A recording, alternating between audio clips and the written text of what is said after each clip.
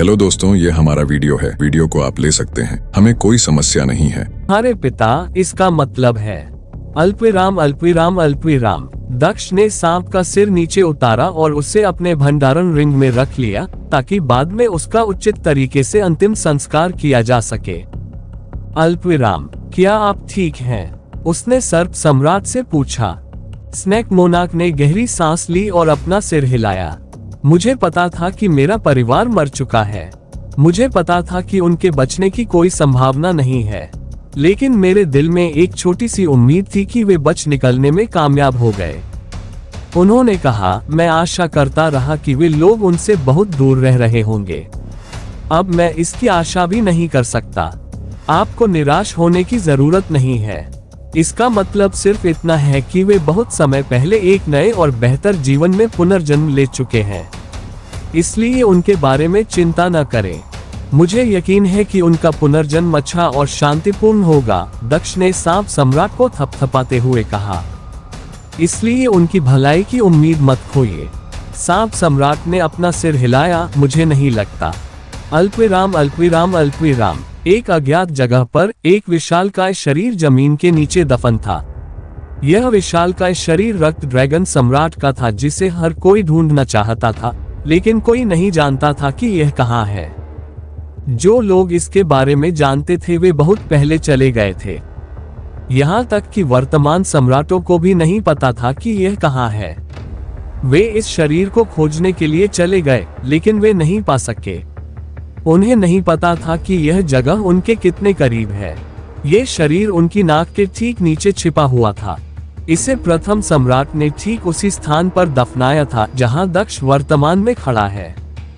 प्रथम सम्राट ने हेलो दोस्तों, ये हमारा वीडियो है। वीडियो को आप ले सकते हैं, हमें कोई समस्या नहीं है। नॉवेल ऑफ किंग चैनल को सब्सक्राइब करें, तो लाइक, शेयर और ज्यादा से ज्यादा कमेंट करना। अगले पार्ट के लिए धन्यवाद। शव को दफनाने के लिए एक यादृच्छिक स्थान चुना था। उसके बाद वह इसके बारे में भूल गया। शहर पनपने लगे और जल्द ही इस दुनिया का पूरा भूगोल बदल गया।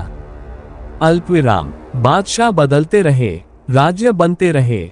जल्द ही यह जगह पूरी तरह से भुला दी गई, भूले बिसरे इतिहास में दफन हो गई। फिर एक दिन एक कबीले ने यहाँ अपना निवास बनाने का फैसला किया। वह कबीला आगे चलकर डार्क ट्राइब के नाम से जाना गया, जहाँ उत्तरी सम्राट का जन्म हुआ। उत्तरी सम्राट को रक्त ड्रैगन सम्राट का शरीर चाहिए था। उसे इस बात का पता नहीं था कि वह जो खोज रहा था वह उसके घर के नीचे था। रक्त ड्रैगन का शरीर उसके बहुत करीब था, फिर भी उससे बहुत दूर था। उत्तरी सम्राट को रक्त ड्रैगन सम्राट के शरीर के ठिकाने के बारे में पता नहीं था, इसलिए वह केवल एक अलग योजना के साथ आगे बढ़ सकता था। दूसरी योजना ये थी कि जब रक्त ड्रैगन सम्राट प्रकट होता तो उसे बस न मार दिया जाता। इसीलिए उत्तरी सम्राट अपनी सेना को इकट्ठा कर रहा था। उसने साम्राज्य के सभी शक्तिशाली किसानों को मिलने के लिए बुलाया था। इसी तरह उसने अपने कबीले को भी निमंत्रण भेजा। उन्होंने शाही सेनापति को जनजाति कुलपति को शाही महल में बुलाने के लिए भेजा था। जैसे ही शाही सेनापति महल में पहुंचा, वह हैरान रह गया। वहां बहुत सन्नाटा था। पूरा महल खाली लग रहा था। प्रवेश द्वार पर कोई पहरेदार नहीं था। महल का दरवाजा खोलकर वह अंदर चला गया। महल में घुसते ही उसे और भी आश्चर्य हुआ। हर बार जब वह यहाँ आता था तो उसे यह जगह भीड़ भाड़ वाली लगती थी। दुर्भाग्य से इस समय उसे यहाँ एक भी व्यक्ति नहीं मिला। वह उलझन में पड़कर सीढ़ियां चढ़ने लगा और सोचने लगा कि सभी लोग कहाँ छिपे हैं। अल्पविराम अल्पविराम अल्पविराम। दक्ष सबसे ऊपरी मंजिल पर उतरा जहां कबीले के सभी शक्तिशाली साधक रहते थे। वह इन लोगों को वहां भेजकर अपनी आंतरिक दुनिया को खतरे में नहीं डालना चाहता था। आखिरकार मुझे एक व्यक्ति दिखाई दिया।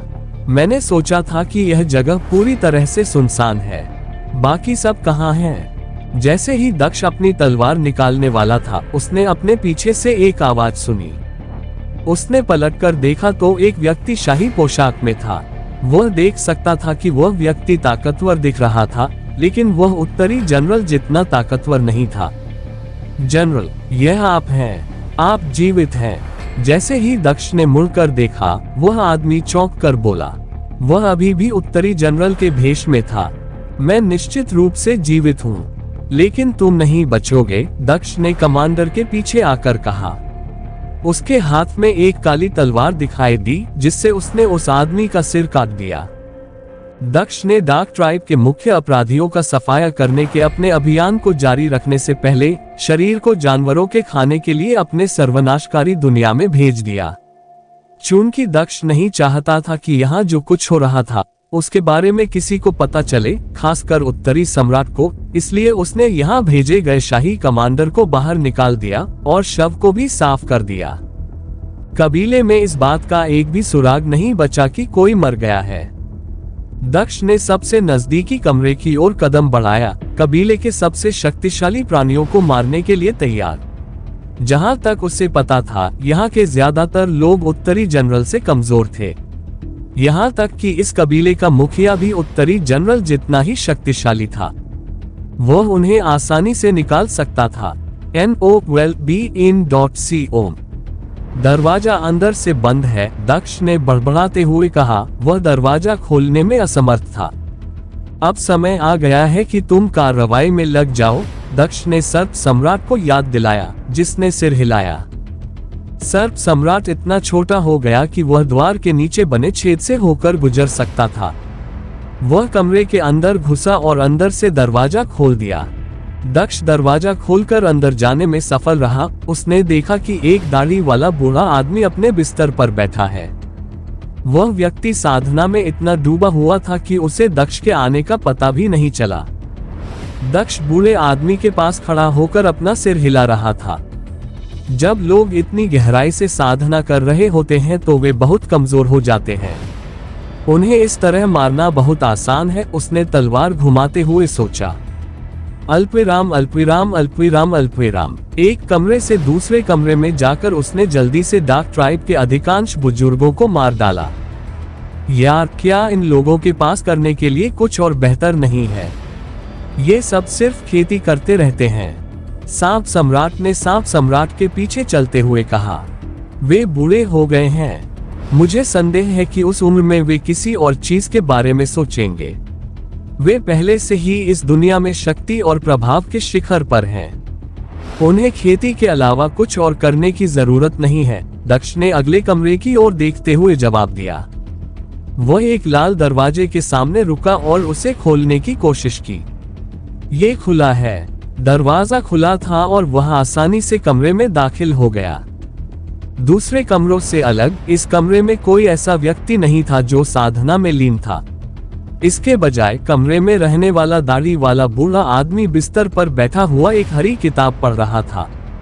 उसने अपनी नजर उठाकर दक्ष की ओर देखा। दरवाजे की आवाज ने उसका ध्यान खींचा। उसने अपनी किताब नीचे की और उसे अपने पास बिस्तर पर रख दिया और फिर पूछा, उत्तरी जनरल, आप यहाँ क्या कर रहे हैं? चूंकि यह आदमी महीनों से अपने कमरे से बाहर नहीं निकला था, इसलिए उसे नहीं पता था कि उत्तरी जनरल मर चुका है। दक्ष को अपने सामने देखकर उसने सोचा कि असली उत्तरी जनरल उससे मिलने आया है। मैं यहाँ किसी बहुत जरूरी काम से आया हूँ। ये बहुत जरूरी है कि मैं आपसे अकेले में बात करूं, दक्ष ने दरवाजा बंद करते हुए जवाब दिया। वह बूढ़े आदमी की ओर चलने लगा। जरूर, आगे बढ़ो। ये कमरा ध्वनिरोधी है। हम यहाँ जो कुछ भी कहेंगे वह इस कमरे से बाहर नहीं जाएगा। वास्तव में अगर तुम यहाँ चिल्लाओगे तो भी बाहर कोई नहीं सुनेगा। यहाँ सभी कमरे ऐसे ही हैं, दाढ़ी वाले आदमी ने कहा। इसलिए खुलकर बोलो, क्या ऐसा है? ये बिल्कुल सही है, दक्ष मुस्कुराया। बूढ़े आदमी के करीब चला गया, लेकिन वह जल्द ही रुक गया, ये देखते हुए कि स्नैक मोनाक उसका पीछा नहीं कर रहा था। वह पीछे ही खड़ा रहा, जम गया। मुझे लगता है कि वह उनमें से एक है, दक्ष ने सर्प सम्राट से पूछा। उसने अनुमान लगाया कि यह बूढ़ा आदमी उन लोगों में से एक था जिन्होंने सर्प सम्राट के घर को नष्ट कर दिया था। सर्प सम्राट ने अपना सिर हिलाया। ये और भी बेहतर है। मुझे पीछे हटने की जरूरत नहीं है, दक्ष ने अपने विचारों का उपयोग करते हुए उत्तर दिया। अरे, क्या तुम्हारे पीछे कोई स्नैक मोनाक है? मुझे लगा कि वे विलुप्त हो चुके हैं। मुझे आश्चर्य है कि वे जीवित हैं। तुम्हें पता है, हमने भी एक बार उनका शिकार किया था। वे बहुत दिलचस्प हैं। वे बोल सकते थे। उनमें से अधिकांश ने हमें तब कोसा था जब हमने उन्हें मार डाला था।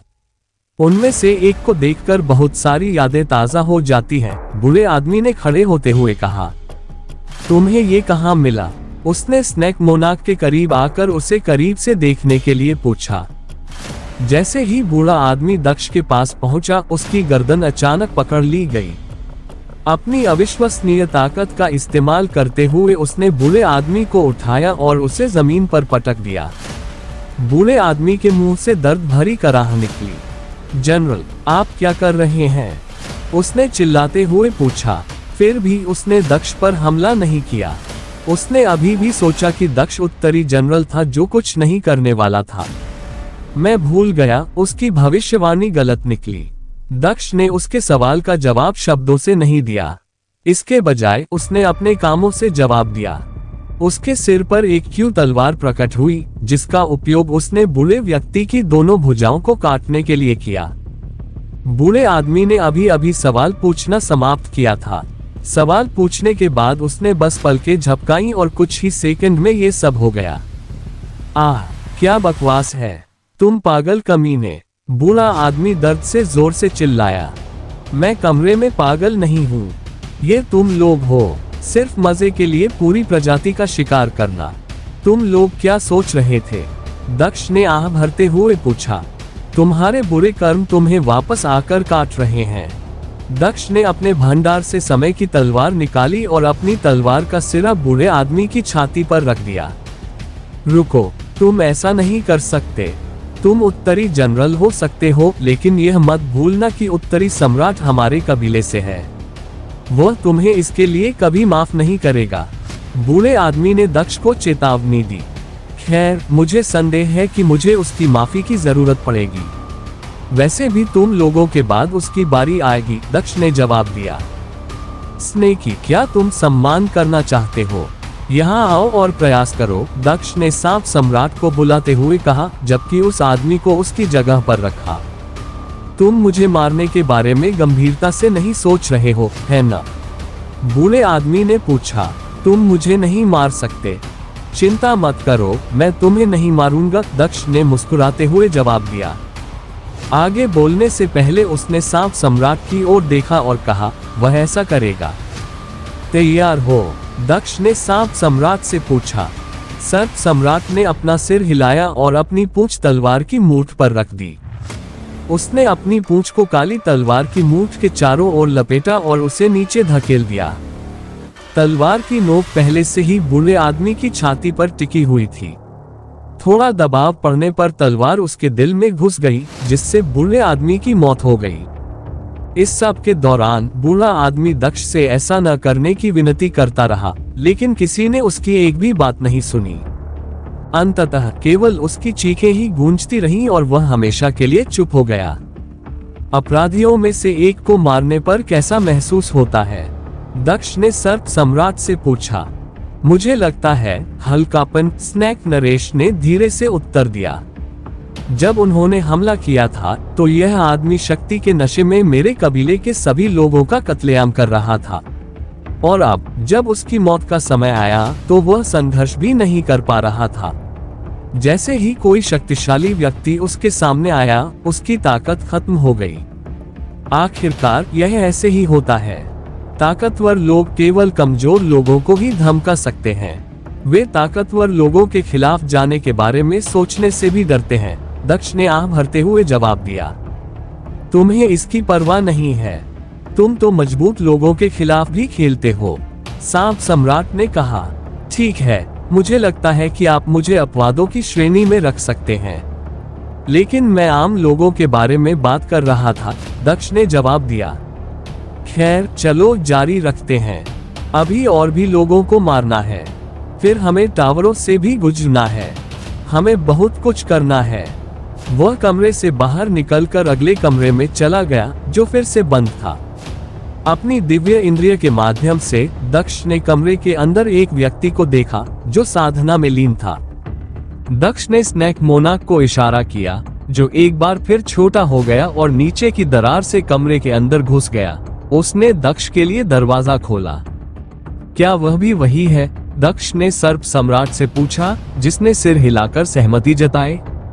एक बार दक्ष ने अपनी समय की तलवार को अपनी भंडारण अंगूठी से बाहर निकाला और सर्प सम्राट को कुछ करने का इशारा किया। सांप सम्राट ने दक्ष की बाहों में लिपटा लिया।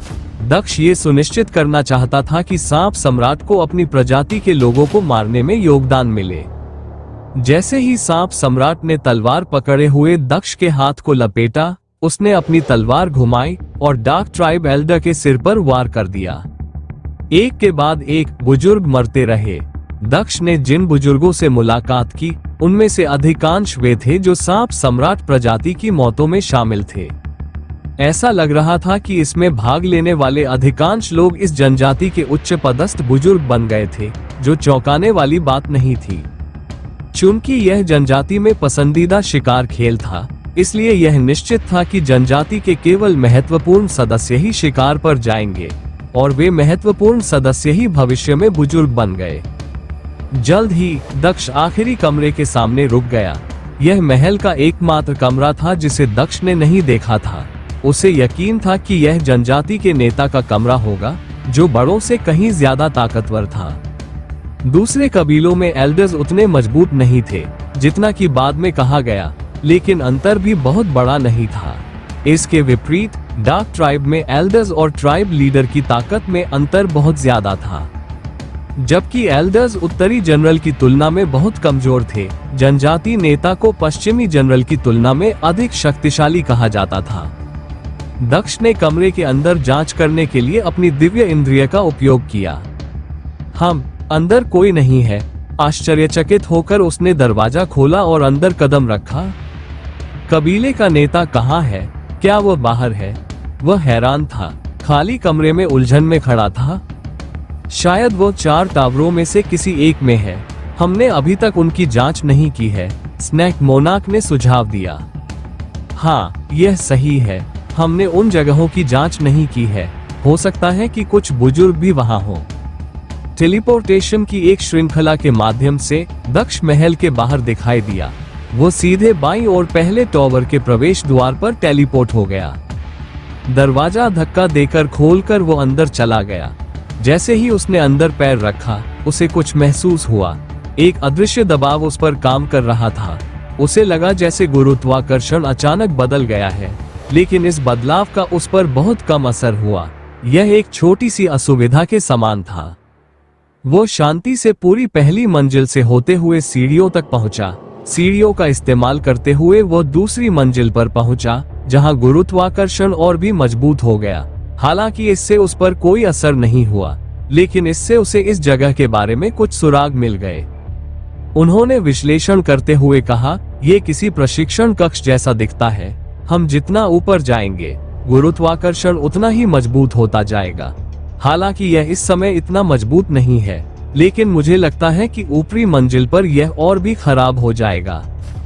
ऐसा लगता है कि मामला यही है, लेकिन इसका मतलब ये भी है कि इस बात की अच्छी संभावना है कि हम जनजाति के नेता को सबसे ऊपरी मंजिल पर पालेंगे। जैसा कि आपने कहा, बूढ़े लोग हमेशा अपनी साधना के बारे में सोचते हैं। उसके जैसे मजबूत व्यक्ति के लिए गुरुत्वाकर्षण के अत्यधिक दबाव में सबसे ऊपरी मंजिल पर साधना करना आदर्श होना चाहिए, स्नैक मोनाक ने भी कहा। मैं भी यही सोच रहा था, दक्ष ने सहमति जताते हुए ऊंची मंजिलों की ओर उड़ना शुरू कर दिया। हर बीतते सेकंड के साथ वो एक मंजिल चढ़ता गया। तीसरी मंजिल से 10वीं मंजिल तक उसे 10 लोग मिले। वे सभी मर चुके थे। जैसे जैसे वो ऊपर चढ़ता गया, उसे लोग दिखाई देना बंद हो गए। गुरुत्वाकर्षण पहले से ही भूतल की तुलना में 100 गुना अधिक मजबूत था। दक्ष जल्द ही टावर की सबसे ऊंची मंजिल पर पहुंच गया। यहाँ कोई नहीं है। कितनी निराशा की बात है। वो आदमी किसी दूसरे टावर में होगा, स्नैक मोनाक ने आह भरी। तुम्हें ऐसा लगता है? दक्ष ने व्यंग्यपूर्वक मुस्कुराते हुए पूछा। वो टावर के बाहर टेलीपोर्ट हुआ और सीधे दूसरे टावर पर उड़ गया। डार्क ट्राइब पैलेस के नीचे ब्लड ड्रैगन सम्राट का शरीर दफन था, लेकिन इतना ही नहीं, ब्लड ड्रैगन सम्राट की आत्मा भी पास में ही थी। वो अभी अभी महल में दाखिल हुआ था और उसने अपना शरीर पास में ही भेज दिया। ड्रैगन सम्राट की आत्मा अपने शरीर की तलाश में महल के अंदर उड़ी। सिर्फ 10 मिनट के बाद आत्मा रुक गई। आत्मा, जो एक असली ड्रैगन की तरह लग रही थी, एक असली ड्रैगन से बहुत छोटी थी। उस समय आत्मा ड्रैगन की लंबाई सिर्फ एक इंसानी उंगली जितनी थी। यह एक असली ब्लड ड्रैगन का छोटा संस्करण लग रहा था, लेकिन इसमें कुछ अंतर भी थे। इसके माथे पर 2 सींग हैं, जबकि साधारण रक्त ड्रैगन में सींग नहीं होते। रक्त ड्रैगन सम्राट की आत्मा नीचे की ओर देख रही थी, शून्यता से तैर रही थी। उसे एक रहस्यमयी शक्ति का एहसास हो रहा था जो उसे पीछे हटा रही थी। उसे पता था कि शव उसके ठीक नीचे था, लेकिन अब जब वह यहाँ था तो वह उसके बिल्कुल भी करीब नहीं जा सकता था। जमीन के नीचे रक्त ड्रैगन सम्राट का शरीर स्थिर पड़ा था, लेकिन उसकी त्वचा पर एक संरचना बनी हुई थी जो उस समय चमक रही थी और उसके चारों ओर एक प्रकार का अवरोध बना रही थी। इसे प्रथम सम्राट ने इस तरह के दिन के लिए एहतियात के तौर पर बनवाया था। यह अवरोध सभी आत्माओं को दूर रखता था। कोई भी आत्मा इस शरीर पर कब्जा करने की कोशिश में इसके करीब नहीं आ सकती थी। दक्ष जनजाति नेता की खोज करते हुए दूसरे टावर में प्रवेश कर गया, जो अभी तक नहीं मिला था। दूसरा टावर पहले टावर से बहुत अलग था। ये पहले टावर जितना खाली नहीं था, मुख्यतः इसलिए क्योंकि यह प्रशिक्षण क्षेत्र नहीं था। जैसे ही दक्ष दूसरे टावर में दाखिल हुआ, उसे अलमारियों की एक लंबी कतार दिखाई दी जिसमें किताबें रखी थी। पहली मंजिल पर ही हजारों किताबें मौजूद थी। मैं देख रहा हूँ कि यहाँ क्या हो रहा है। उस आदमी को पढ़ने में रुचि होगी, इसीलिए वह यहाँ आया है ना? वो कहीं अंदर ही होगा, स्नैक मोनाक ने टिप्पणी की। शायद, मुझे लगता है कि वह आदमी हमारे लिए इस सवाल का जवाब दे सकता है, दक्ष ने जवाब दिया, दूरी पर एक आदमी पर नजर डालते हुए जो कुछ किताबें अलमारियों में रख रहा था। ये जगह एक पुस्तकालय है, उसे ही इस जगह की देखभाल करनी चाहिए। अगर वो बूढ़ा आदमी यहाँ है तो उसे यह बात पता होनी चाहिए। दक्ष उस आदमी की ओर बढ़ने लगा। उस आदमी के पीछे रुककर दक्ष ने उसके कंधे पर थपथपाया। लाल बालों वाले आदमी को लगा कि कोई उसके कंधे पर हाथ रख रहा है। वो पीछे मुड़ा और दक्ष की तरफ देखने लगा। जैसे ही उस आदमी ने दक्ष को देखा, उसके होश उड़ गए और उसकी आंखें चौड़ी हो गईं। उत्तरी जनरल, आप जीवित हैं? दक्ष ने अपने कंधे उचका दिए। मैं जिंदा क्यों नहीं रहूंगा? बस मैंने सुना है कि तुम लापता हो गए हो, और ऐसी अफवाहें थी कि तुम। लोग कब से अफवाहों पर विश्वास करने लगे।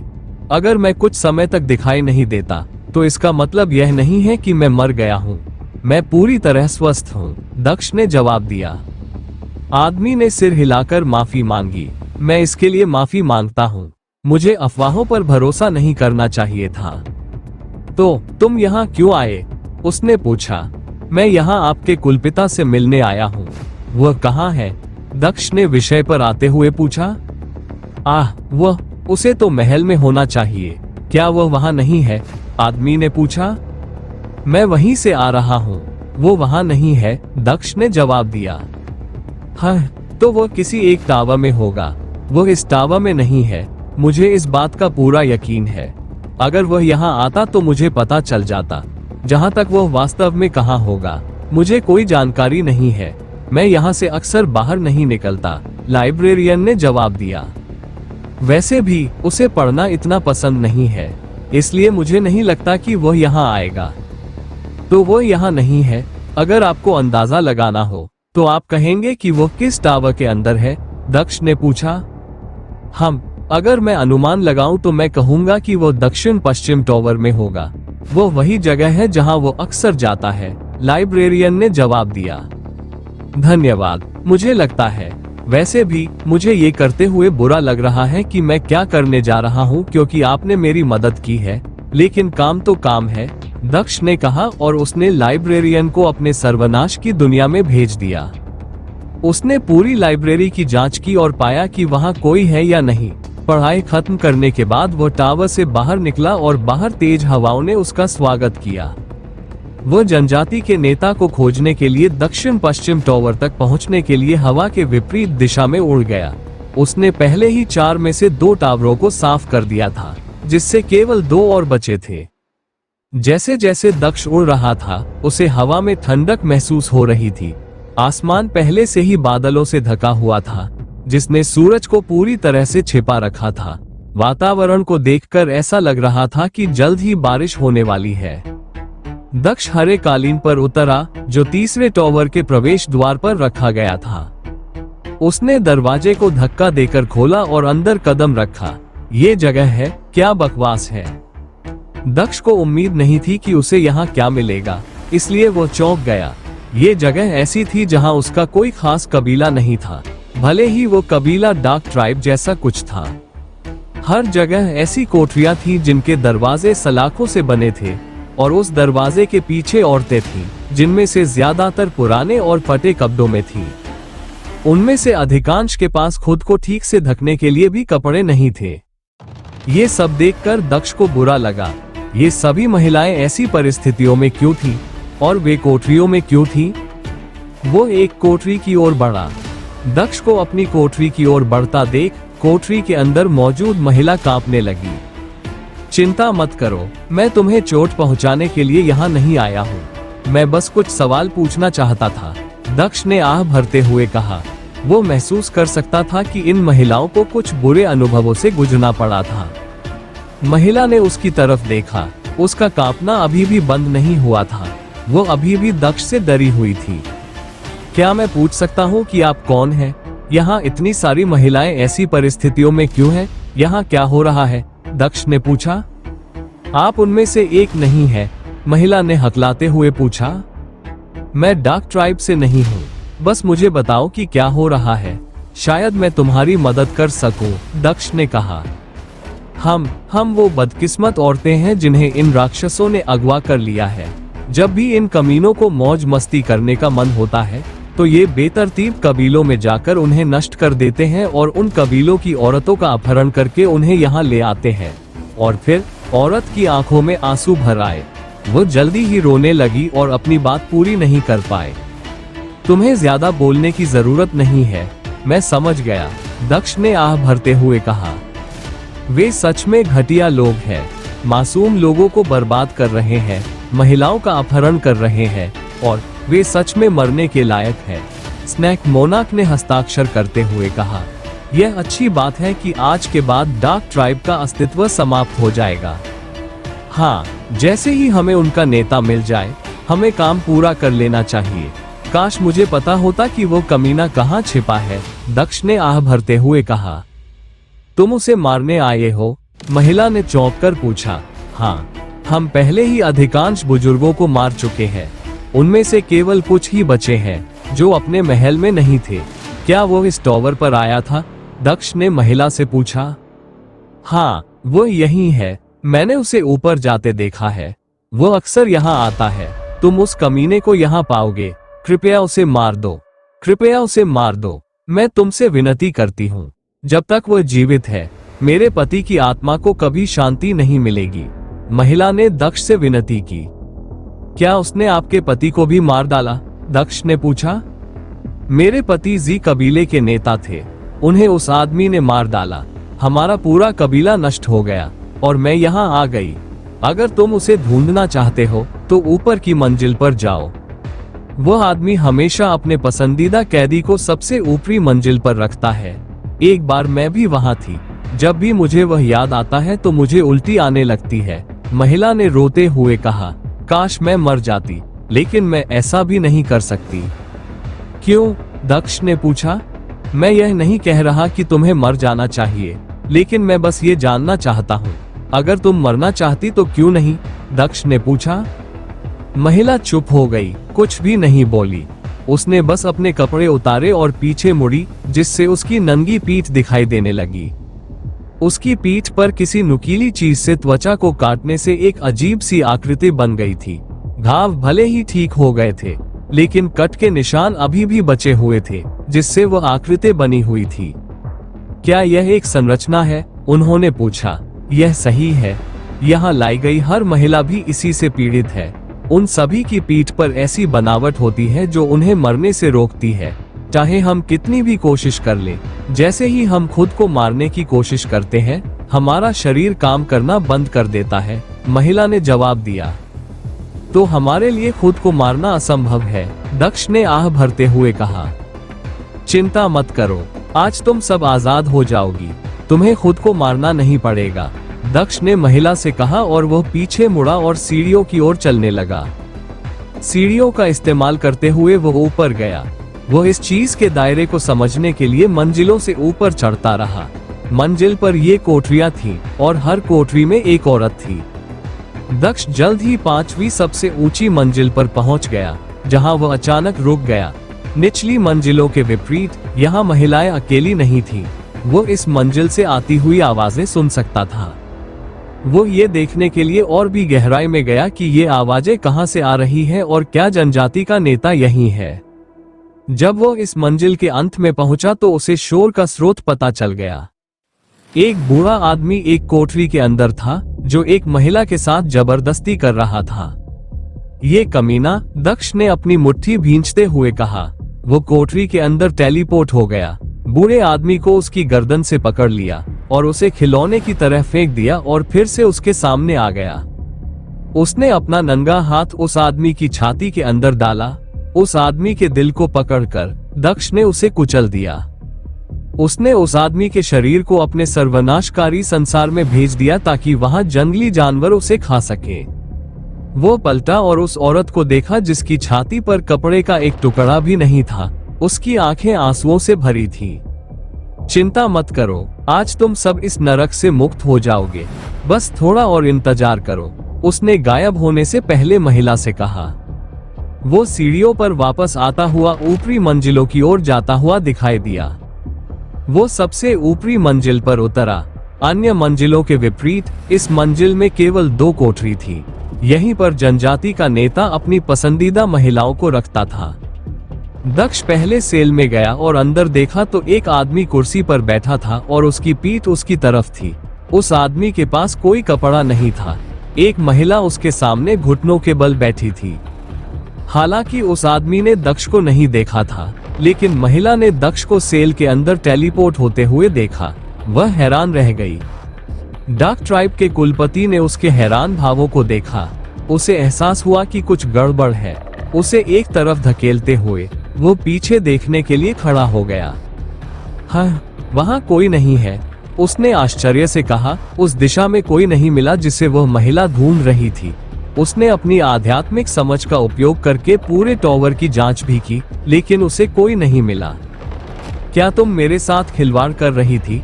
तुम बेवकूफ औरत हो, आओ और इसकी भरपाई करो, उसने औरत से कहा, जो फिर से बूढ़े आदमी की ओर देख रही थी। सच तो ये है कि वो उसे नहीं देख रही थी, बल्कि वो दक्ष को देख रही थी, जो जनजाति नेता के पीछे था। बूढ़े आदमी के मुड़ने से ठीक पहले दक्ष उसके पीछे टेलीपोर्ट हो गया था और वह अपने स्वर्ग के कफन का उपयोग कर रहा था। इसलिए अपनी आध्यात्मिक भावना का उपयोग करने के बावजूद वो आदमी उसे महसूस नहीं कर सका। वो मुड़ा और कुर्सी पर बैठ गया। दक्ष फिर से कुर्सी के पीछे चला गया। उसने लापरवाही से अपना हाथ हिलाया और अपनी काली तलवार निकाली, जिसमें उस समय कोई आभा नहीं थी।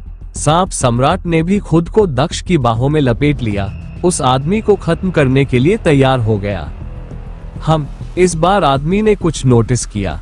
महिला की आंखों में प्रतिबिंब के माध्यम से वो दक्ष को देख पाया, जो उसके पीछे खड़ा था। वो जल्दी से कूद गया और कमरे के दूसरे छोर पर जा गिरा।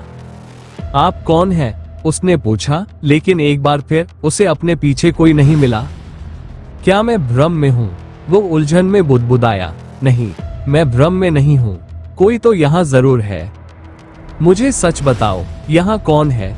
उसने उस महिला से पूछा जिसने कोई जवाब नहीं दिया। मुझे जवाब दो। वो आदमी गुस्से में दहाड़ता रहा और कोठरी के चारों ओर देखता रहा, लेकिन उसे कोई नहीं मिला। दक्ष बस उसके पीछे टेलीपोर्ट होता रहा। दक्ष ने कोई जवाब नहीं दिया और सीधे हमला कर दिया। हालांकि यह उतना आसान नहीं था जितना उसने सोचा था। जैसे ही उसने हमला किया, जनजाति के नेता को हत्या का इरादा और खतरा महसूस हुआ। एक शक्तिशाली ऊर्जा तरंग उसके शरीर से निकल गई, जिसने सभी को दूर धकेल दिया। महिला को गुड़िया की तरह पीछे धकेल दिया गया। दक्ष को भी कम से कम 10 कदम पीछे धकेल दिया गया। तो ये तुम हो, अब बहुत हो गया छुपना। तुम कौन हो? जनजाति नेता ने दक्ष से पूछा। क्या तुम मेरा चेहरा नहीं देख सकते? क्या तुम्हें अब भी पूछने की जरूरत है? दक्ष ने पूछा। बस, मैं इतना मूर्ख नहीं बनूंगा कि यह सोचूं कि तुम उत्तरी जनरल हो। तुम नकली हो और उसी की तरह प्रच्छन्न हो। बताओ तुम कौन हो? तुम्हें मुझ पर हमला करने के लिए किसने भेजा है? जनजाति नेता ने पूछा। जनजाति नेता हुआ, तुम सही कह रहे हो, किसी ने मुझे यहाँ भेजा था, दक्ष ने कहा, और वह तुम्हें मारने के लिए था। मुझे मार दोगे? ओह, तुम अभी इतने शक्तिशाली नहीं हो। 1000 साल बाद वापस आना जब तुम इतने शक्तिशाली हो जाओ, जनजाति नेता हुआ ने उपहास किया। वैसे मेरी मौत की कामना करने की हिम्मत किसने की? मुझे बताओ कि तुम्हें यहाँ किसने भेजा है। अगर मैं संतुष्ट हो गया तो मैं तुम्हारी मौत को शीघ्र और दर्द रहित बना दूंगा, इसलिए केवल सच बताओ, उसने आगे कहा। मृत्यु के दूत ने मुझे यहाँ भेजा है।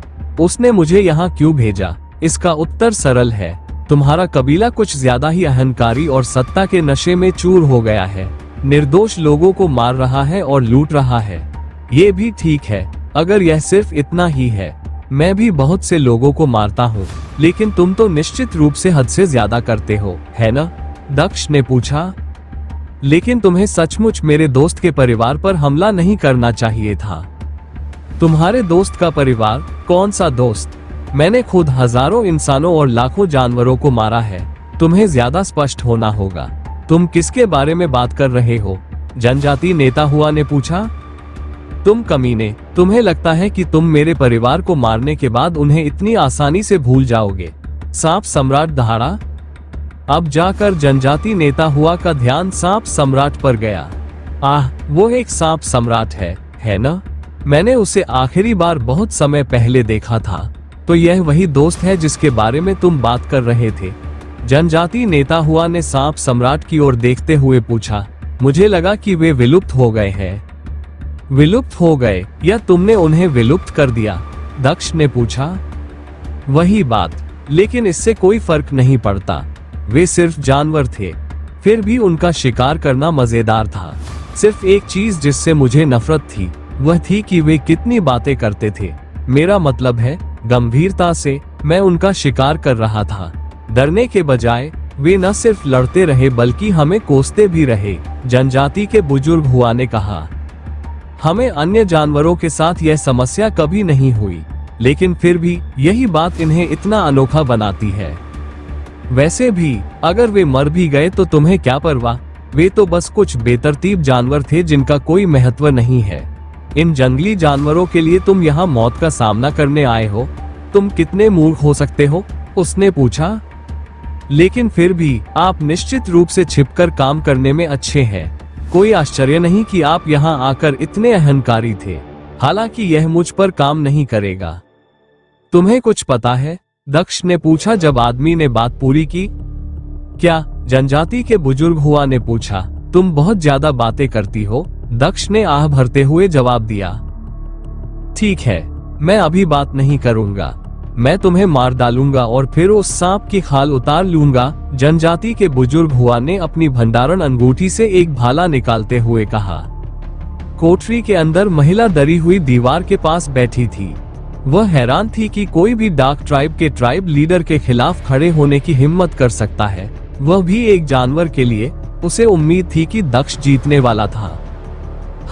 अचानक वो भ्रमित हो गई जब उसने दक्ष को आगे बढ़ते देखा।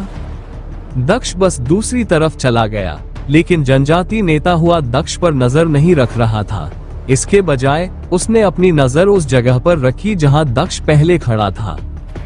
इतना ही नहीं, जनजाति नेता हुआ भी खाली हवा की ओर दौड़ने लगा, जिससे वो और भी अधिक भ्रमित हो गई। उसने अपना भाला उस ओर फेंका जहां कोई खड़ा नहीं था। दूसरी ओर दक्ष तलवार लेकर किनारे पर खड़ा था। क्या हो रहा है? महिला ने सोचा। कुछ भी समझ नहीं पा रही थी। ऐसा लग रहा था जैसे जनजाति नेता हुआ पागल हो गया हो।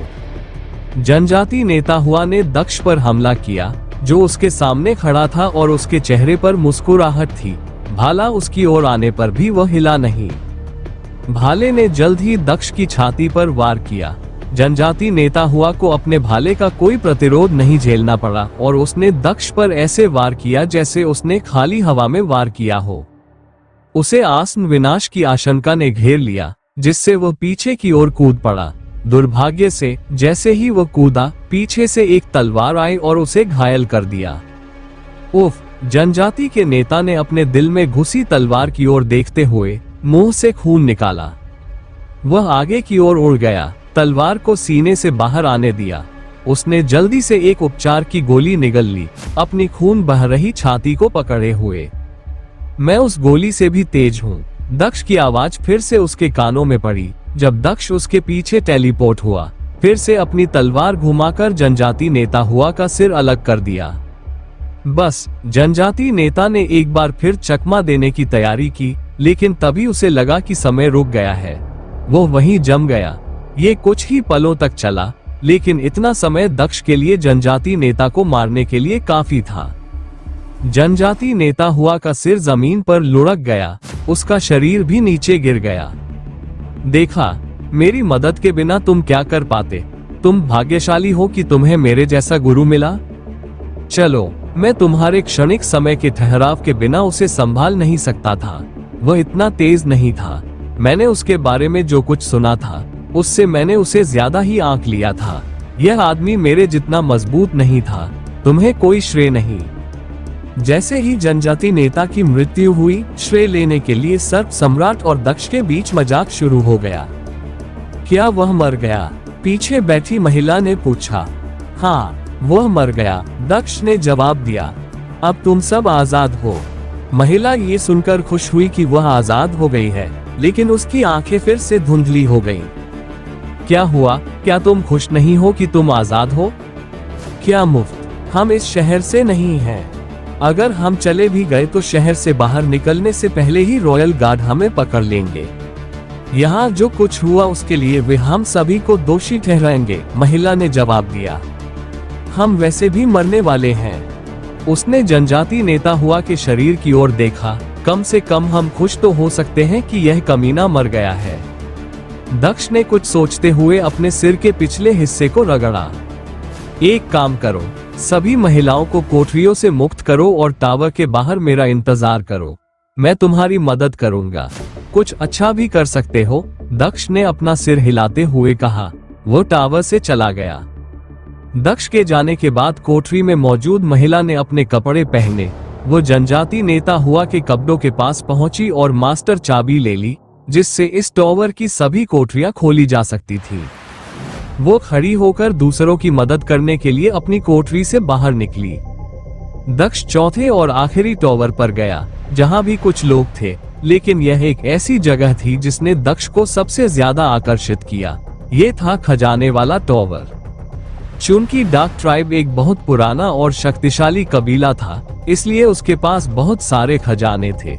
उन्हें लाभ भी प्राप्त हुए क्योंकि वे उत्तरी सम्राट से जुड़े थे, जिसने उन्हें बहुत सारे खजाने दिए थे। नोव एल बी JNN।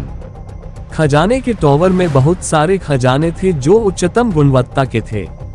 यहाँ रखा गया प्रत्येक खजाना सबसे महान साधक को भी अपनी ओर आकर्षित करने के लिए पर्याप्त था।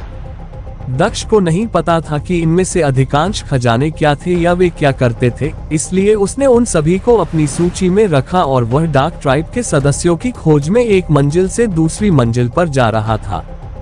जिस प्रकार इन लोगों ने सर्प सम्राट कबीले का शिकार किया था और उनमें से लगभग सभी को मार डाला था, उसी प्रकार वो उन सभी को मारना चाहता था। सभी मंजिलों पर चढ़ने और हजारों खजाने लेने के बाद दक्ष सबसे ऊंची मंजिल पर रुक गया, जो पहले से ही खाली थी। शीर्ष पर केवल एक आदमी की मूर्ति थी। एक और मूर्ति? यार, मुझे मत बताओ कि इसमें भी एक प्राचीन आत्मा है, सर्प सम्राट ने मानव जैसी मूर्ति के पास जाकर पूछा। इतने सारे संयोग नहीं हो सकते, लेकिन फिर भी सुरक्षा के लिए इसे मत तोड़ना, दक्ष ने सर्प सम्राट को याद दिलाया और वह भी मूर्ति के पास गया। उसने मूर्ति की बनावट को महसूस करने के लिए उसे छुआ। नाम दक्ष, आयु 23, ऊंचाई 6 फीट, प्रजाति मानव। खेती। जैसे ही दक्ष ने मूर्ति को छुआ, वो बोलने लगी, उसके बारे में बातें करने लगी। यह क्या चीज है? दक्ष उस मूर्ति को देखकर उलझन में पड़ गया। ये बहुत सी बातें बता रही थी जो किसी और को नहीं पता होनी चाहिए थी। इसमें यह भी बताया गया कि उसने कितनी बार किया, उसका शारीरिक विकास स्तर क्या था, उसके शौक क्या थे और वह किन चीजों से नफरत करता था। रक्तरेखा, विशेष रक्तरेखा पता नहीं चल सका। NOVEL-B-IN.C ओम। रक्तरेखा उत्पत्ति, विशेष रक्तरेखा पता नहीं लगाया जा सकता। रक्तरेखा स्थिति, आंशिक रूप से जागृत, जागृति के लिए सुझाव। रक्तरेखा अज्ञात, कोई सुझाव नहीं।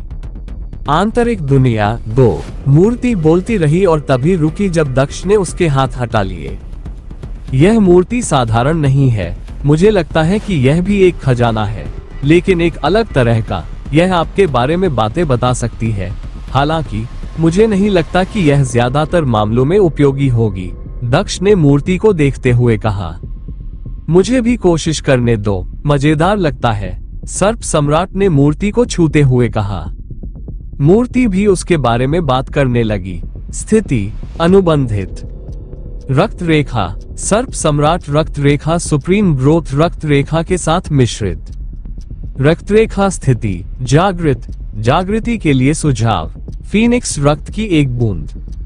शौक, झूठ बोलना और झांसा देना। मूर्ति लगातार बोलती रही, ढेर सारी अज्ञात चीजों के बारे में बात करती रही, लेकिन एक बात थी जो दक्ष को वास्तव में दिलचस्प लगी। उन्हें ये जानकर आश्चर्य हुआ कि मूर्ति किसी भी विशेष वंश को पहचानने में सक्षम थी, बशर्ते वह वंश उनके वंश जैसा शक्तिशाली न हो। इसके अलावा इस मूर्ति में रक्त वंश को जागृत करने के तरीकों के बारे में भी बताया गया है, जो इसका सबसे अच्छा हिस्सा था। यह मूर्ति सिर्फ इसी हिस्से के लिए ही इसके लायक थी। हालांकि इससे कुछ सवाल भी उठे। जैसे ही मूर्ति ने बोलना समाप्त किया, सर्प सम्राट ने मूर्ति को छूना बंद कर दिया। नहीं, यह मूर्ति सही नहीं है, इस पर भरोसा मत करो। इसका क्या मतलब है जब ये कहती है कि मेरा शौक झूठ बोलना और धोखा देना है? यह एक झूठी मूर्ति है, सांप सम्राट ने उपहास करते हुए कहा। मूर्ति से प्रभावित नहीं। ये हिस्सा मुझे मूर्ति पर और भी अधिक भरोसा करने पर मजबूर करता है, दक्ष ने अपनी आंखें घुमाते हुए कहा। लेकिन मुझे आश्चर्य है, सुप्रीम ग्रोथ ब्लडलाइन क्या है? दक्ष ने भौहें सिकोड़ते हुए पूछा।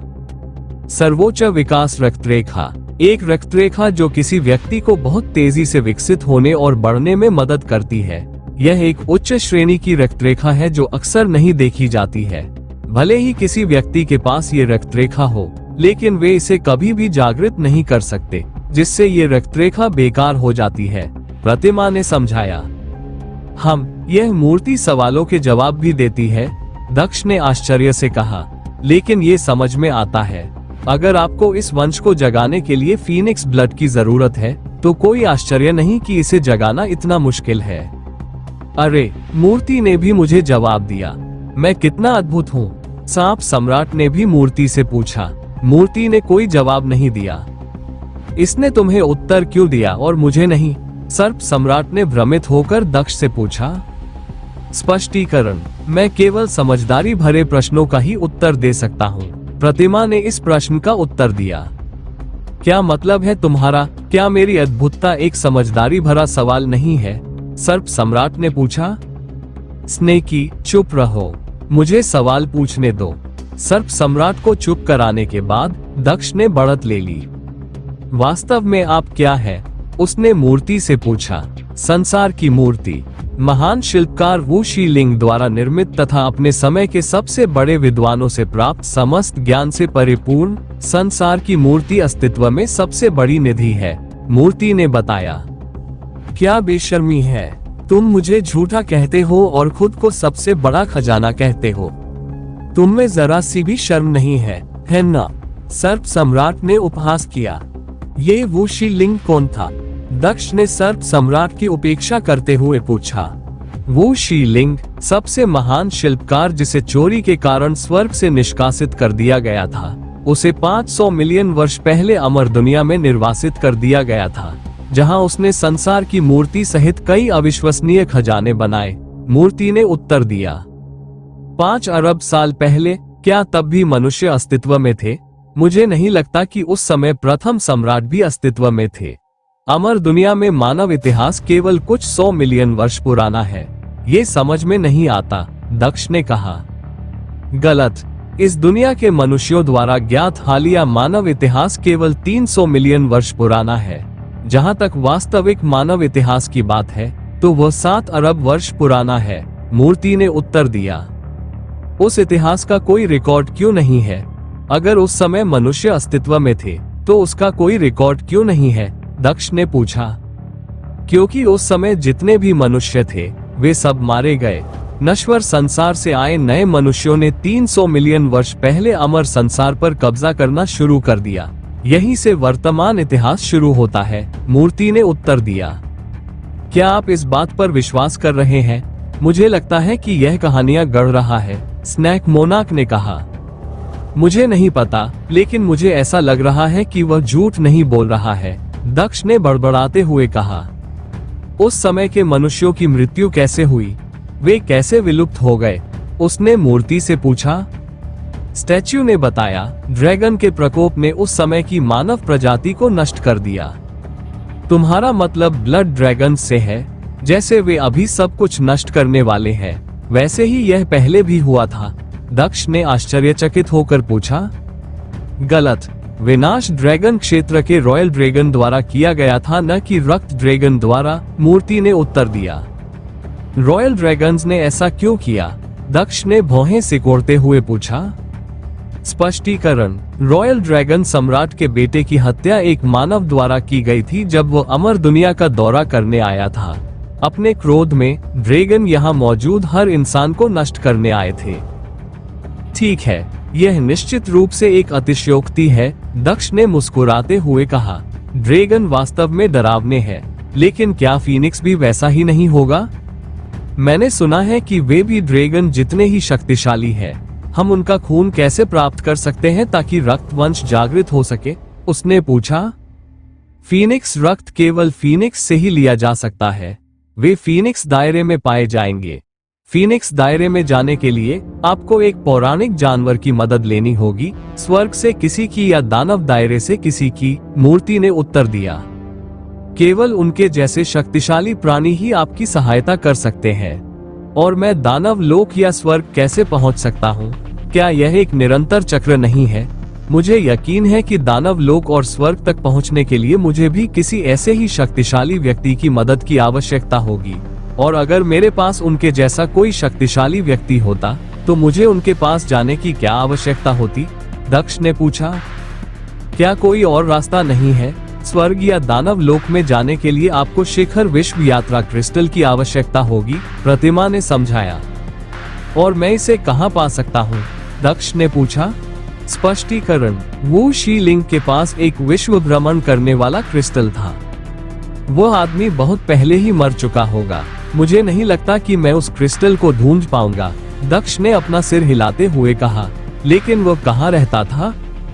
प्रतिमा ने बताया, वो वुक्सिंग साम्राज्य के विक्सुआ कस्बे में रहता था। कोई वुक्सिंग साम्राज्य नहीं है। अब हमारे पास केवल 4 साम्राज्य हैं। क्या आप भूल रहे हैं कि पिछली सभ्यताएं मिट गई थी? उस समय का सारा इतिहास मिट चुका है, जिसमें राज्यों के नाम भी शामिल है। मुझे बताओ कि वर्तमान सभ्यता के अनुसार वह स्थान कहाँ होगा? ये कुछ ऐसा है जिसे मैं ढूंढ सकता हूँ, दक्ष ने मूर्ति से कहा। मूर्ति ने कोई उत्तर नहीं दिया। तुम्हें उससे उचित प्रश्न पूछने की आवश्यकता है।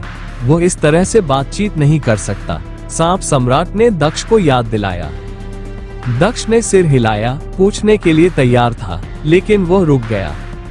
मुझे लगता है कि हमें यहाँ ज्यादा समय बर्बाद नहीं करना चाहिए।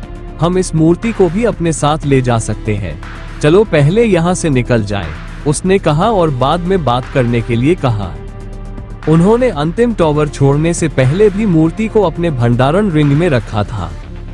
जैसे ही वो टॉवर से बाहर निकला, तेज बारिश ने उसका स्वागत किया। उसके कपड़े बारिश में पूरी तरह भीग गए, जो चौथे टॉवर में प्रवेश करने के तुरंत बाद शुरू हो गई थी। वो बारिश में सीधे तीसरे टावर पर पहुंचा, जहां उसे महिलाओं का एक समूह खड़ा मिला। क्या कोई पीछे रह गया है या आप सब यहीं हैं? दक्ष ने उस महिला से पूछा जिसे उसने बाकी सभी को मुक्त करने का काम सौंपा था। हम सब यहाँ हैं, महिला ने सिर हिलाया। लेकिन आगे क्या? अब हम कहाँ जाएंगे? अब तुम किसी सुरक्षित स्थान पर जाओ। मैं एक व्यक्ति को जानता हूँ जो तुम्हारी मदद कर सकता है। जहाँ तक उस व्यक्ति तक पहुँचने का सवाल है, मैं तुम्हें बता दूंगा। दक्ष ने लापरवाही से अपना हाथ हिलाते हुए कहा। उसके सामने एक स्थानिक पोर्टल खुल गया जो उसे पश्चिमी साम्राज्य के शाही शहर से जोड़ता था। ये पोर्टल आपको पश्चिमी साम्राज्य तक ले जाएगा। वहां राजकुमारी मिमी को ढूंढो, वो आपकी मदद करेगी, दक्ष ने महिलाओं से कहा। वो राजकुमारी द्वारा दिया गया टोकन लाना नहीं भूला। यदि महल के पहरेदार तुम्हें उससे मिलने नहीं देते तो उन्हें ये टोकन दिखाओ और बताओ कि तुम उसे जानते हो। उन्हें मत बताओ कि यह तुम्हें किसी आदमी ने दिया है। मिमी को ये बात तभी बताओ जब कोई और न सुन रहा हो, उसने आगे चल रही महिला की ओर हाथ बढ़ाते हुए कहा। महिला ने उससे टोकन ले लिया। मैं नहीं जानती कि मैं आपका कैसे धन्यवाद करूं। आपने हम सबको इस नरक से बचाया है। हमारे लिए आप किसी भगवान से कम नहीं है। धन्यवाद, महिला ने सम्मान में दक्ष के सामने झुककर कहा। पीछे बैठी अन्य महिलाएं भी दक्ष के प्रति सम्मान में झुकने लगी। अब और समय बर्बाद मत करो, पोर्टल के अंदर जाओ। पूरी डार्क ट्राइब का सफाया हो चुका है। तुम कभी नहीं जान सकती कि शाही परिवार कब यहाँ आएगा। चले जाओ, दक्ष ने उस महिला को याद दिलाया जो पोर्टल के अंदर चलने लगी थी।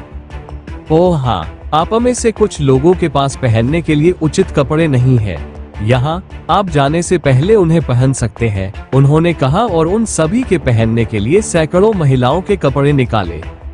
महिलाएं दक्ष के पास से होकर पोर्टल में प्रवेश करने के लिए गुजरती रहीं और उसके द्वारा किए गए सभी कामों के लिए उसे धन्यवाद देना नहीं भूली। जब दक्ष उन्हें बचाने के लिए आया तो वे सभी सुरक्षित निकलने की उम्मीद खो चुकी थी। जाने से पहले उन्होंने सभी ने नए कपड़े पहने। जल्द ही सभी महिलाएं वहां से चली गई। द्वार बंद हो गया। दक्ष ने जिन महिलाओं को बचाया था वे सभी द्वार से बाहर निकल आईं और उन्हें शाही महल के पास पाया। क्या ये वास्तव में पश्चिमी साम्राज्य है या हम अभी भी उत्तरी साम्राज्य में हैं? कुछ महिलाओं को अभी भी यकीन नहीं हो रहा था कि वे इतने कम समय में इतनी दूर यात्रा कर आए हैं। मैंने उत्तरी साम्राज्य का शाही महल देखा है, यह अलग है, यह वो जगह नहीं है, मुझे इस बात का यकीन है, एक महिला ने मुस्कुराते हुए कहा। यह पश्चिमी साम्राज्य ही होगा। वो महान नायक हमसे झूठ नहीं बोलेगा। चलो राजकुमारी से मिलने चलते हैं। सैकड़ों महिलाएं शाही महल की ओर बढ़ी और अपनी भारी संख्या के कारण लोगों का ध्यान अपनी ओर आकर्षित किया। सभी महिलाओं को शाही महल के प्रवेश द्वार पर ही रोक लिया गया और पहरेदारों ने उनसे पूछताछ शुरू कर दी। आप सब कौन हैं? आपको क्या चाहिए? आगे चल रही महिला ने गार्ड को टोकन दिखाया। मैं राजकुमारी मिमी से मिलने आई हूँ। ये टोकन निश्चित रूप से उसका है। क्या उसने तुम्हें ये दिया है? गार्ड ने पूछा। बिल्कुल, अब हमें मत रोको, हमें उससे तुरंत मिलना है, महिला ने टोकन वापस रखते हुए कहा।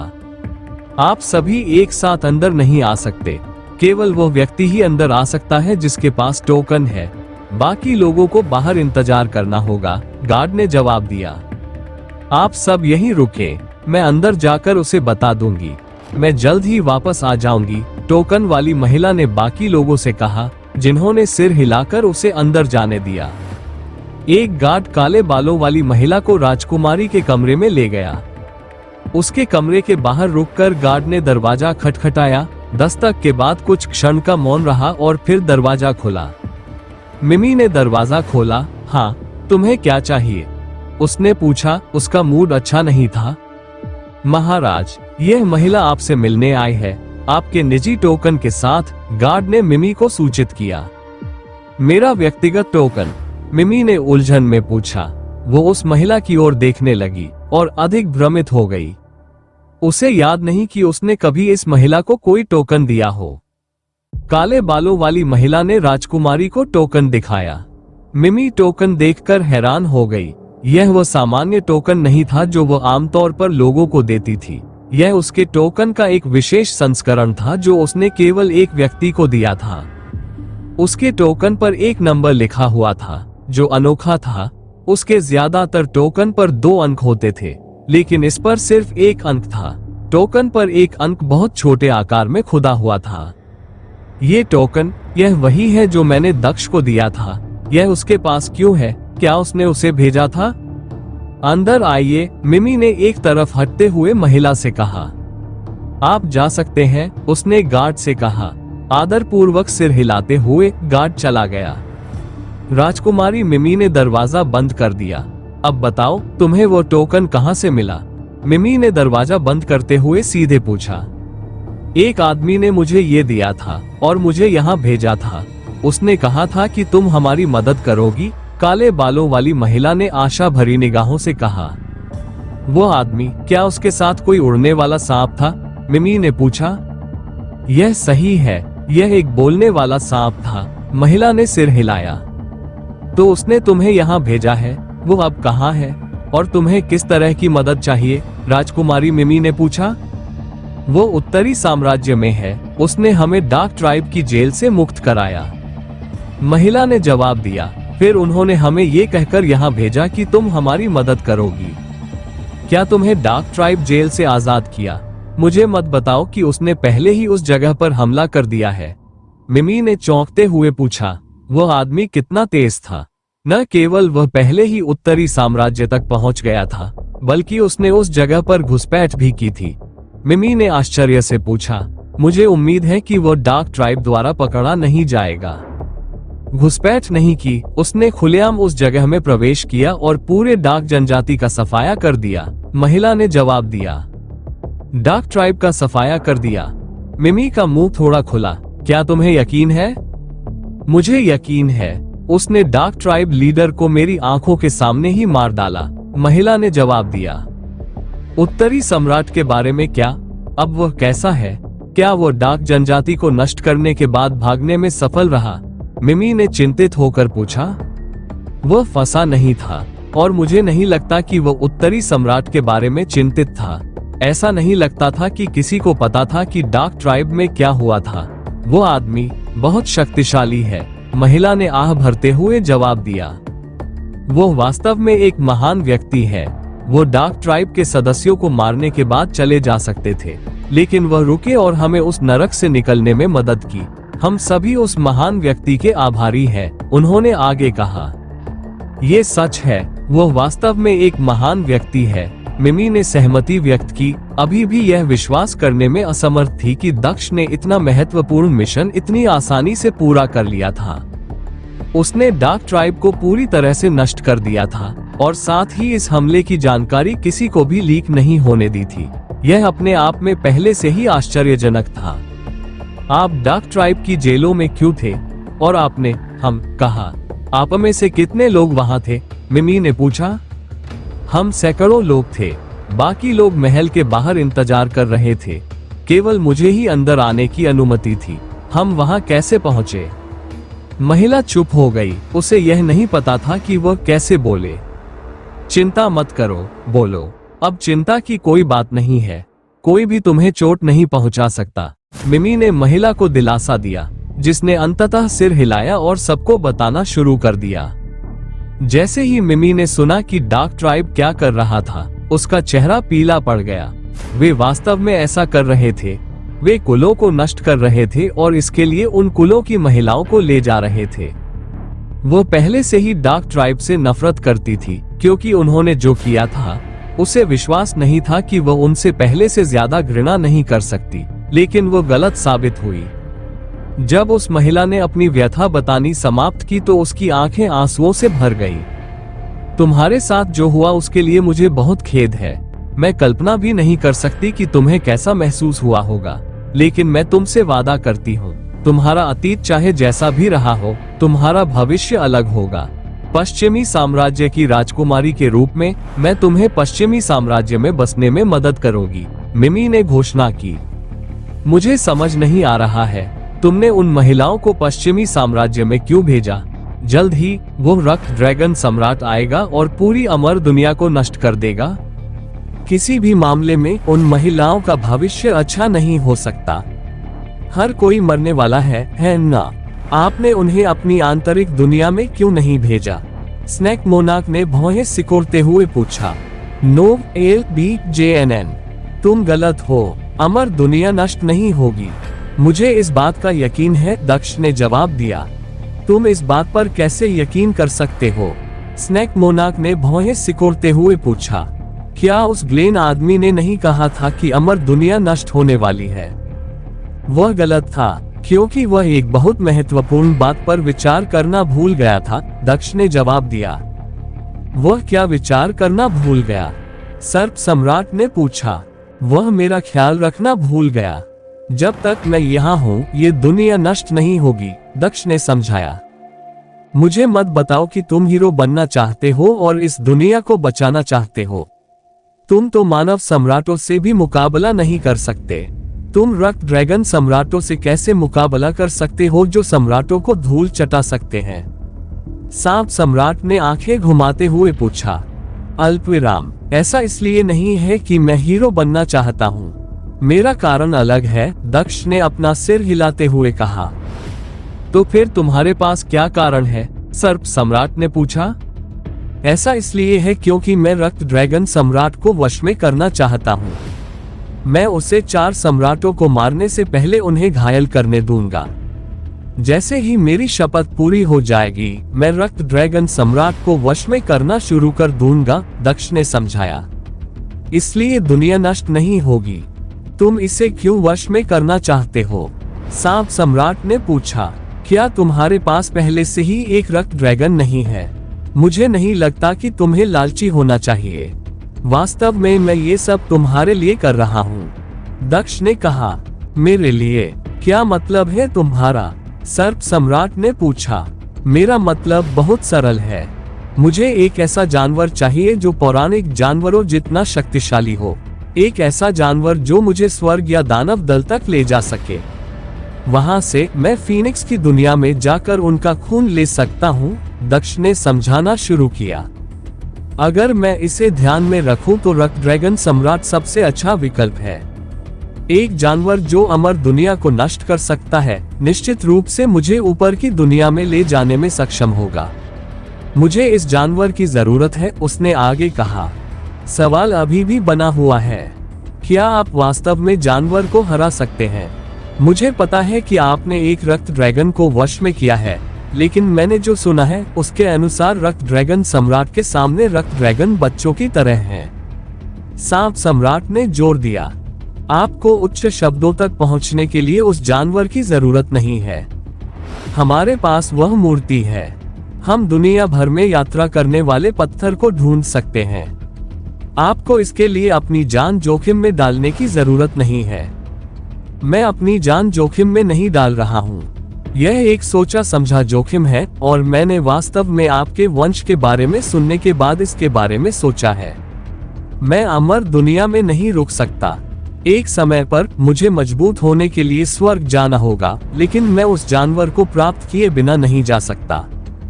जहाँ तक दुनिया की यात्रा करने वाले पत्थर की बात है, मुझे नहीं लगता कि हम उसे पा सकेंगे। मेरा मतलब है, इसके बारे में सोचिए। वह पत्थर अरबों साल पहले अस्तित्व में था। सभ्यता के नष्ट हो जाने और एक नई सभ्यता के आने के बाद वह पत्थर बहुत पहले ही गायब हो चुका है। वह मूर्ति केवल ये जानती है कि वह पहले कहाँ थी, लेकिन उसे यह नहीं पता कि वह इस समय कहाँ होगी। इसके अलावा रक्त ड्रैगन सम्राट को वश में करने की कोशिश करने में कोई नुकसान नहीं है। वह मेरी ताकत को बढ़ाने में एक अच्छा उपाय होगा, है ना? क्या तुमने पहले ही निर्णय कर लिया है? तुम अपना जीवन नहीं बदलोगे? सर्प सम्राट ने पूछा। मैं नहीं करूंगा, दक्ष ने जवाब दिया। यह अंतिम निर्णय है। ठीक है, जो करना है करो। मदद के लिए मेरे पास रोते हुए मत आना, सांप सम्राट ने आंखें घुमाते हुए कहा। मुझे लगता है कि ऐसा नहीं होगा, दक्ष ने व्यंग्यात्मक ढंग से मुस्कुराते हुए जवाब दिया। खैर, चलो यहाँ से चलें। अब यहाँ ज्यादा देर रुकने की जरूरत नहीं है, दक्ष ने कहा। अब तुम कहाँ जाना चाहते हो? अपनी मालकिन के पास, सर्प सम्राट ने उलझन में पूछा। कौन सी महिला? दक्ष ने उलझन में पूछा। राजकुमारी वाली। अब तुम पूछोगे कि कौन सी राजकुमारी? मैं उस मिमी लड़की की बात कर रहा हूँ। वैसे भी अब तुम्हारे पास करने के लिए कुछ और नहीं है, बस उसके साथ समय बिताओ और प्रलय का इंतजार करो।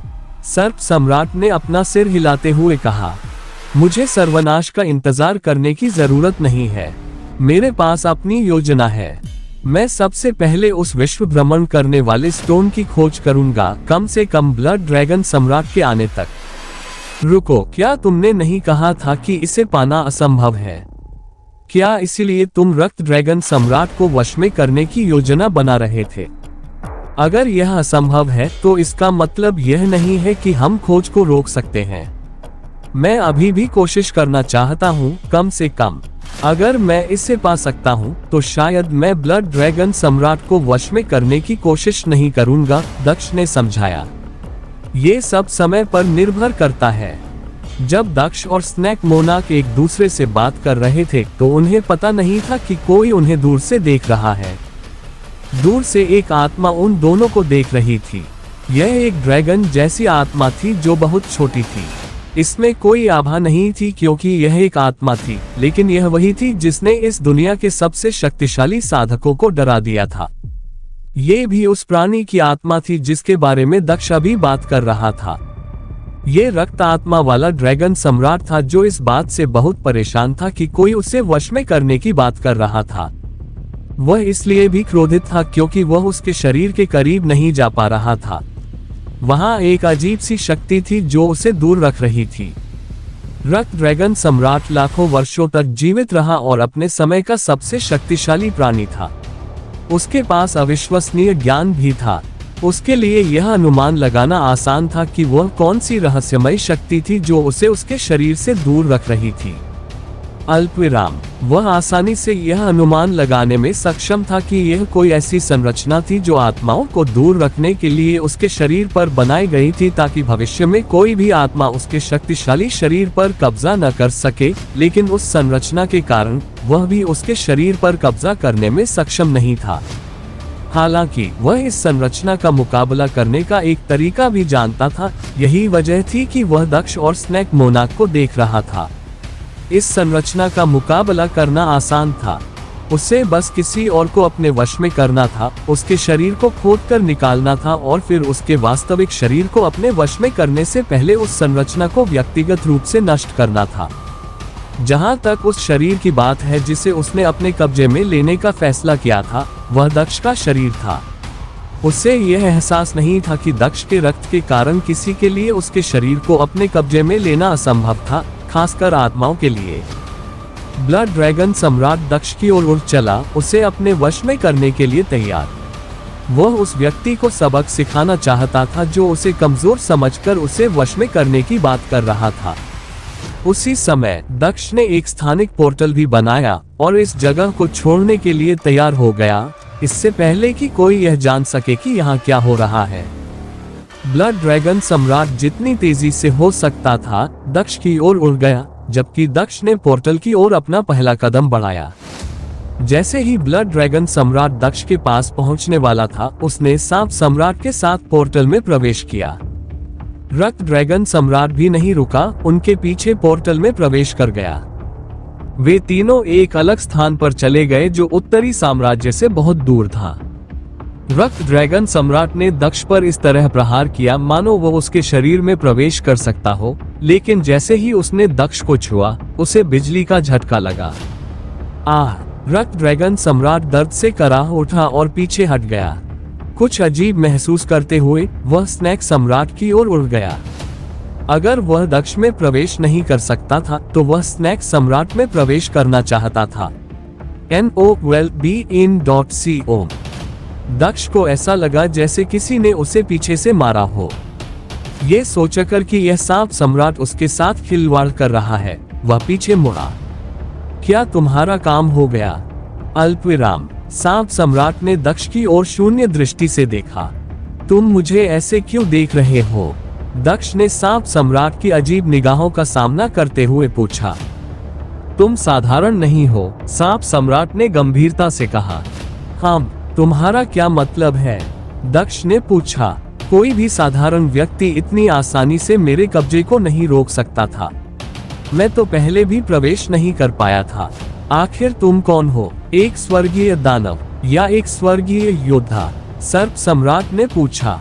आप क्या बकवास पूछ रहे हैं? क्या आप रोल प्ले कर रहे हैं या कुछ और? दक्ष को अभी भी समझ में नहीं आया कि सांप सम्राट वास्तव में वह नहीं था, बल्कि अब एक अलग इकाई थी।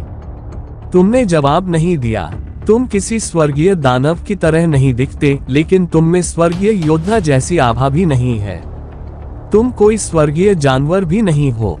मुझे अपनी असली पहचान बताओ, सांप सम्राट ने आदेश दिया। क्या तुम बूढ़ी हो गई हो या कुछ और? तुम पोर्टल से बाहर आते ही इतना अजीब व्यवहार क्यों कर रही हो? दक्ष ने पूछा। उसे पता था कि कुछ गड़बड़ है, लेकिन वह इसका पता नहीं लगा पा रहा था। सांप सम्राट की आभा पहले जैसी ही थी।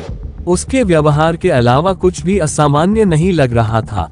मैंने तुमसे एक सवाल पूछा था, तुम कौन हो? तुम्हारी वजह से मुझे इस दिव्य लोक के कमजोर व्यक्ति को अपने वश में करना पड़ा। मुझे जवाब दो, सांप सम्राट चिल्लाया। कब्जा, तुम सांप सम्राट नहीं हो। स्नेकी, मैं आखिरी बार पूछ रहा हूँ। यह मजाक बहुत ज्यादा हो गया है। ये तुम्हारी आखिरी चेतावनी है। अगर तुम नहीं रुके तो तुम्हें कुछ गंभीर परिणाम भुगतने होंगे। दक्ष ने सांप सम्राट को चेतावनी दी। तुमने इस सम्राट को धमकी देने की हिम्मत की। कितनी हिम्मत है तुम्हारी? खुश रहो कि मैं अपने असली शरीर में नहीं हूँ। यहाँ तक कि शुद्ध रक्त स्वर्गीय दानव भी मुझसे इस तरह बात करने की हिम्मत नहीं कर सका जब मैं अपने चरम पर था। सांप सम्राट। हेलो दोस्तों, ये हमारा वीडियो है। वीडियो को आप ले सकते हैं, हमें कोई समस्या नहीं है। नॉवेल ऑफ किंग चैनल को सब्सक्राइब करें, लाइक, शेयर और ज्यादा से ज्यादा कमेंट करना। अगले पार्ट के लिए धन्यवाद। दहाड़ा, तुम तो उस स्तर पर भी नहीं हो, अन्यथा तुम्हारी साधना इतनी कम नहीं होगी। सबसे अच्छी बात यह है कि तुम एक ऐसे व्यक्ति हो जिसकी किसी को परवाह नहीं है। क्या ये सही नहीं है? उसने पूछा। तो तुम सच में सांप सम्राट नहीं हो। तुम्हारे शब्दों से ऐसा लगता है कि तुम एक डार्क स्प्रिंट या एक बुरी आत्मा हो जिसने मुझ पर कब्जा करने की कोशिश की लेकिन असफल रही। फिर तुमने सांप सम्राट पर कब्जा कर लिया। दक्ष ने जवाब में पूछा। अपना मुंह बंद करो। मैं कोई बुरी आत्मा नहीं हूँ। मैं कोई अंधकार में आत्मा भी नहीं हूँ। ये दोनों ही तब बनते हैं जब कोई व्यक्ति मर जाता है। मैं कभी नहीं मरा। मैं केवल एक बुरी योजना से पीड़ित हुआ और उस कूड़े से धोखा खाया जिस पर मैंने भरोसा किया था। उसने पूछा। तुम्हारे शब्द, मुझे ऐसा क्यों लग रहा है कि तुम रक्त ड्रैगन सम्राट हो? अगर वह ये कहानी बता रहा था तो उसकी कहानी भी ऐसी ही होनी चाहिए थी। दक्ष ने मुस्कुराते हुए कहा। मुझे मत बताओ कि तुम ही वो हो, दक्ष ने पूछा। ये सही है, मैं रक्त ड्रैगन सम्राट के रूप में जाना जाने वाला शक्तिशाली प्राणी हूँ। इसलिए मेरे साथ सम्मान से बात करो, रक्त ड्रैगन सम्राट ने गर्व से कहा। ईमानदारी, ये तो निराशाजनक है। दक्ष बिल्कुल भी प्रभावित नहीं हुआ। जब मैंने सुना कि तुम वापस आ सकते हो तो मैंने सोचा कि जब मैं तुम्हें पहली बार देखूंगा तो प्रलय हो जाएगा। मैंने सोचा था कि तुम एक शक्तिशाली प्राणी होगे जो अपने रास्ते में आने वाली हर चीज को नष्ट कर देगा। एक विशालकाय NOWELLBEJAN.CO। मजबूत होना तो दूर की बात है, आपके पास तो अपना शरीर भी नहीं है। मेरा मतलब है, क्या आप वाकई रक्त ड्रैगन सम्राट हैं जो इतने कमजोर हैं कि उन्हें दूसरे लोगों के शरीर में छिपने की जरूरत है? वाकई बहुत निराशाजनक है। जितना ज्यादा दक्ष बोलता गया, ब्लड ड्रैगन सम्राट उतना ही परेशान होता गया। क्या वाकई उसका अपमान हो रहा था? हालांकि दक्ष जानता था कि यह रक्त ड्रैगन सम्राट ही